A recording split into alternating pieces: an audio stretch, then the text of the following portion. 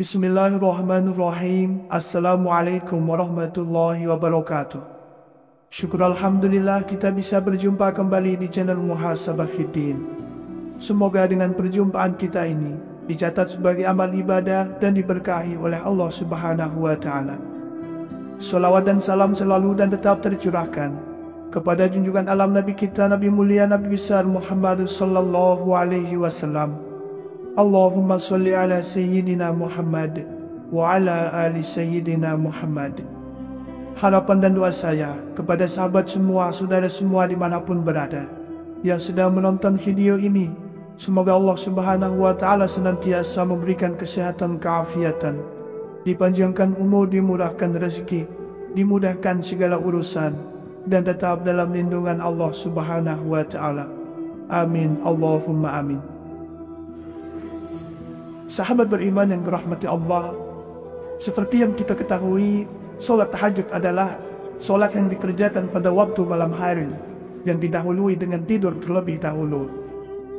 Waktu utama untuk mengerjakan solat tahajud adalah pada sepertiga malam, dan hukumnya adalah sunnah. Artinya, jika dikerjakan, kita akan mendapatkan pahala yang besar di mata Allah. Akan tetapi, jika tidak dikerjakan pun, kita tidak mendapatkan dosa. Selain sebagai ibadah tambahan, supaya doa kita lebih cepat dikabulkan oleh Allah, solat tahajud juga mempunyai keutamaan tersembunyi yang sangat besar bagi umat muslim yang mau menjalankan.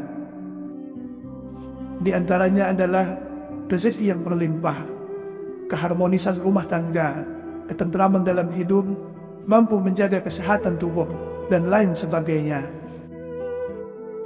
Akan tetapi, ada beberapa hal yang perlu dihindari ketika kita mengerjakan sholat tahajud, yakni merasa bangga dengan diri sendiri, atau bisa dikatakan riya dengan apa yang kita dapat dari Allah tanpa memperdulikan sekitar. Apabila seperti itu yang ada dalam benak kita semuanya, itulah orang-orang yang ahli tahajud akan merugi di mata Allah. Sahabat beriman yang dirahmati Allah, ada satu kisah menarik yang mungkin bisa menjadi pelajaran untuk kita saat mengerjakan sholat tahajud. Ada seorang ahli ibadah tahajud yang bernama Abu bin Hashim. Hampir bertahun-tahun, Abu bin Hashim tak pernah absen melakukan sholat tahajud. Pada suatu ketika, saat hendak mengambil air wudhu untuk mengerjakan sholat tahajud, Abu bin Hashim dikagetkan oleh keberadaan sosok makhluk yang sedang duduk di bibir sumurnya. Abu bin Hashim bertanya, "Wahai hamba Allah, siapakah engkau?" Sambil tersenyum, sosok itu berkata, "Aku adalah malaikat utusan Allah." Mendengar jawaban tersebut, Abu bin Hashim kaget sekaligus bangga karena kedatangan tamu malaikat Allah. Abu bin Hashim lantas bertanya, "Apa yang sedang kamu lakukan di sini?" Malaikat itu pun menjawab, "Aku disuruh mencari hamba pecinta Allah." Melihat malaikat itu memegang kitab tebal, Abu bin Hashim lalu bertanya, "Wahai malaikat, buku apakah yang kau bawa itu?" Malaikat itu pun menjawab, "Ini adalah kumpulan nama hamba-hamba pencinta Allah." Mendengar jawaban malaikat, Abu bin Hashim berharap dalam hati namanya ada di situ. Maka ditanyalah malaikat itu, "Wahai malaikat, adakah namaku di situ?" Abu bin Hashim beranggapan bahwa namanya ada di buku itu. Mengingat amal ibadahnya yang hampir tak pernah putus, selalu mengerjakan sholat tahajud, berdoa dan bermunajat kepada Allah Subhanahu wa Ta'ala di sepertiga malam, dan masih banyak yang lainnya. "Baiklah, aku buka," kata malaikat sambil membuka kitab lisannya. Setelah dibuka dan dicari, ternyata malaikat tersebut tidak menemukan nama Abu bin Hashim di dalamnya. Karena tidak percaya dengan apa yang disampaikan, Abu bin Hashim meminta malaikat mencarinya sekali lagi.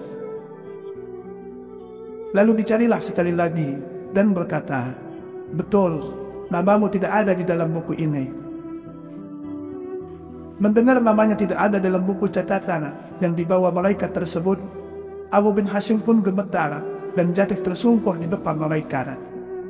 Beliau menangis sejadi-jadinya sambil berkata, "Rugi sekali diriku yang selalu tegak berdiri di setiap malam dalam tahajud dan bermunajat.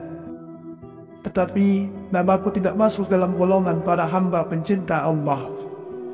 Melihat hal tersebut, malaikat itu pun berkata, "Wahai Abu bin Hasin, bukan aku tidak tahu engkau bangun setiap malam ketika yang lain sedang tidur. Bukan aku tidak tahu engkau mengambil air wudhu dan kedinginan pada saat orang lain terlelap dalam buayan Allah.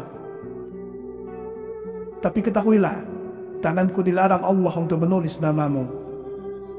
Karena kaget dengan jawaban malaikat, Abu bin Hasin pun berkata, "Apakah gerangan yang menjadi penyebabnya?" Malaikat itu pun menjawab, "Engkau memang bermunajat kepada Allah, tapi engkau pamerkan dengan rasa bangga kemana-mana dan asik beribadah memikirkan dirimu sendiri. Sedang di kanan kirimu ada orang sakit dan kelaparan, tapi engkau tidak menengok dan memberinya makanan. Bagaimana mungkin engkau dapat menjadi hamba pencinta Allah kalau engkau sendiri tidak pernah mencintai hamba-hamba yang diciptakan oleh Allah?" Mendengar jawaban tersebut, hati Abu bin Hasim seperti disambar petir. Dia tersadar bahwa ibadah yang dilakukannya selama ini hanyalah untuk memperbanyak harta kekayaan, tanpa memperdulikan orang-orang yang membutuhkan uluran tangannya. Semenjak kejadian itu, dalam sholatnya Abu bin Hasim selalu meminta ampun kepada Allah dan mulai menyadari bahwa manusia diciptakan Allah memang untuk beribadah kepadanya. Akan tetapi selain dari itu juga untuk membantu sesama yang sedang membutuhkan bantuan. Sahabat beriman yang dirahmati Allah, dari kisah tersebut dapat kita ambil pelajaran bahwa Allah menciptakan manusia supaya bisa saling menjaga silaturahmi dan saling berbagi di saat orang lain sedang membutuhkan. Boleh-boleh saja kita berdoa meminta dilancarkan rezeki dan diperbanyak harta kekayaan kita. Akan tetapi ingatlah, apabila Allah sudah mengabulkan doa kita, sebaiknya kita juga tak lupa untuk menyisihkan sedikit dari harta yang kita dapat untuk membantu mereka yang sedang kesusahan. Karena dengan menyadari hal tersebut, rasa syukur kita kepada Allah akan semakin bertambah. Dan janji Allah bagi orang yang selalu bersyukur adalah akan ditambah nikmat kita dan dicukupkan segala kebutuhan kita.